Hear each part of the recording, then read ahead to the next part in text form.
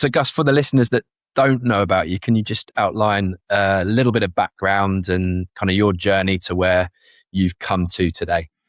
Yeah, so obviously we met when you were working at Arsenal. The reason for that was I started to do my UKSCA accreditation coming from a physio background, and at the time there weren't that many dual qualified S&Cs and physio, so I got put in touch with Ben, and since then have basically collaborated together on multiple projects.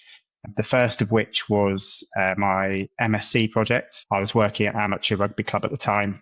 Ben had done loads of his stuff around the ASH test, and I was like, well, I want to be using this test in the club that I'm working at, but like most amateur clubs, didn't have forced X. So looked at validating it against the SFIG, which was the first project we worked on, and then ultimately that progressed to looking at more testing around the shoulder and how we quantify certain characteristics. And we set up the upper limb or the shoulder assessment unit at the Institute of Sport, Exercise and Health, based in Tottenham Court Road in London.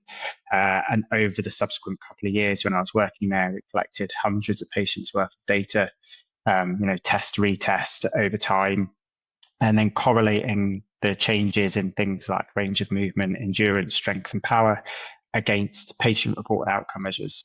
Is the patient feeling better? And then when I left London a couple of years ago, before that actually, came on board with Athletic Shoulder when it set up in central London, and been working with you pretty much ever since.